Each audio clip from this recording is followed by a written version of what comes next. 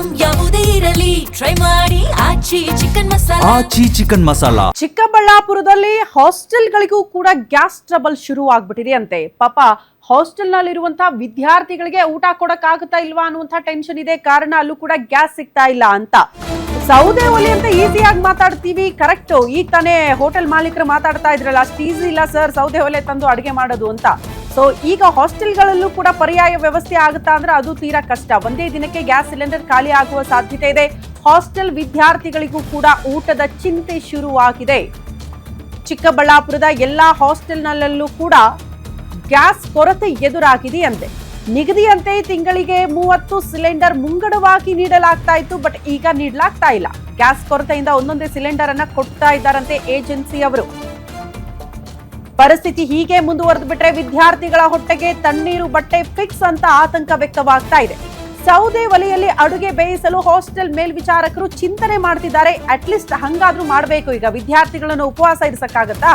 ಸೌದೆಯೂ ಸಿಗದಿದ್ರೆ ವಿದ್ಯಾರ್ಥಿಗಳು ಹಾಸ್ಟೆಲ್ ಬಿಟ್ಟು ಹೋಗುವ ಆತಂಕ ಶುರುವಾಗ್ತಾ ಇದೆ.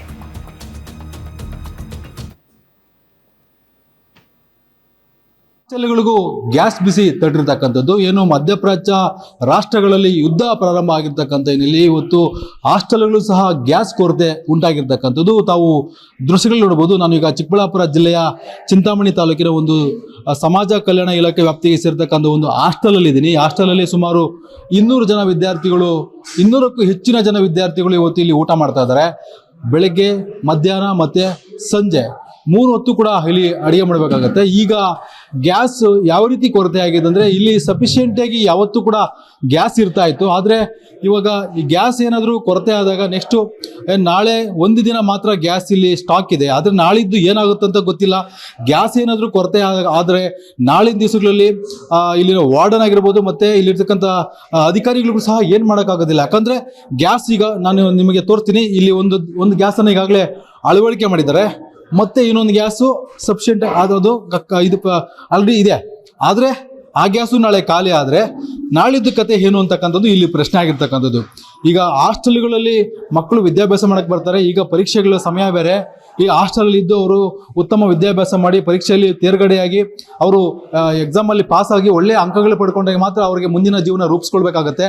ಆದರೆ ಈಗ ಈ ರೀತಿಯಾಗಿ ಗ್ಯಾಸ್ ತೊಂದರೆ, ಗ್ಯಾಸ್ ಕೊರತೆ ಆಗಿ ವಿದ್ಯಾರ್ಥಿಗಳು ಮನೆಗಳಿಗೆ ಹೋಗ್ತಕ್ಕಂಥ ಪರಿಸ್ಥಿತಿ ನಿರ್ಮಾಣ ಆಗ್ತದ, ಅಥವಾ ಇಲ್ಲಿ ಏನಾದರೂ ಸರ್ಕಾರ ಇದಕ್ಕೆ ಆಲ್ಟರ್ನೇಟಿವ್ ಆಗಿ ಏನಾದರೂ ಮಾಡುತ್ತಾ ಅಂತಕ್ಕಂಥ ಪ್ರಶ್ನೆ ಇಲ್ಲಿ ಎದ್ದಿರ್ತಕ್ಕಂಥದ್ದು. ಸದ್ಯಕ್ಕೆ ಇವಾಗ ನನ್ನ ಜೊತೆ ಈ ಹಾಸ್ಟೆಲ್ ಮೇಲ್ವಿಚಾರಕರು ನಮ್ಮ ಜೊತೆ ಇದ್ರೆ ಮಾತಾಡಿಸ್ತಾ ಹೋಗ್ತೀನಿ. ಸರ್, ಈಗ ಗ್ಯಾಸ್ ಕೊರತೆ ಆಗ್ತಾ ಇದೆ ಇಡೀ ರಾಷ್ಟ್ರದಲ್ಲಿ. ಇವತ್ತು ಗಲ್ಫ್ ರಾಷ್ಟ್ರಗಳಲ್ಲಿ ಯುದ್ಧ ಪ್ರಾರಂಭ ಆಗಿರ್ತಕ್ಕಂಥ ಹಿನ್ನೆಲೆಯಲ್ಲಿ ಕೂಡ ಇವತ್ತು ಗ್ಯಾಸ್ಗಳು ಎಲ್ಲ ಕಡೆ ಕೊರತೆ ಆಗ್ತಾ ಇರ್ತಕ್ಕಂಥದ್ದು.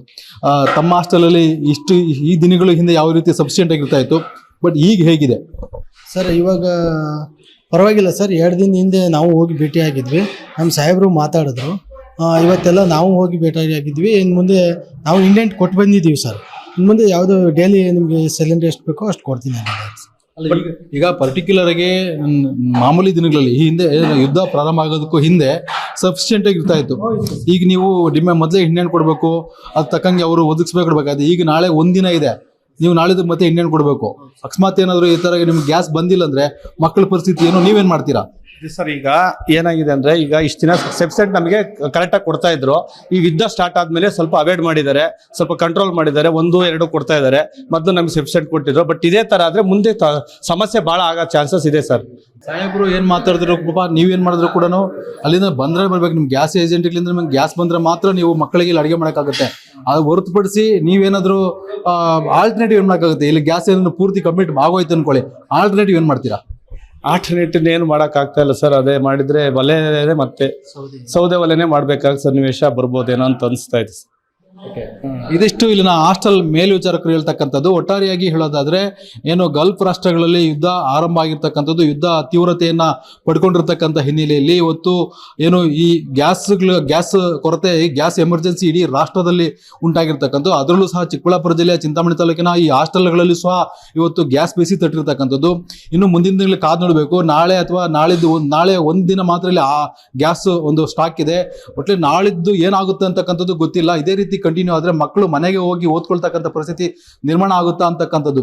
ಇದಕ್ಕೆ ಆಲ್ಟರ್ನೇಟಿವ್ ಆಗಿ ಅಧಿಕಾರಿಗಳು ಏನಾರ ಕ್ರಮ ಕೈಗೊಳ್ತಾರಾ ಇಲ್ವಾ ಅನ್ನೋದನ್ನ ನಾವು ನೀವು ಕಾದು ನೋಡ್ಬೇಕಾಗಿರ್ತಕ್ಕಂಥದ್ದು. Rajappa, guarantee news Chikkaballapur.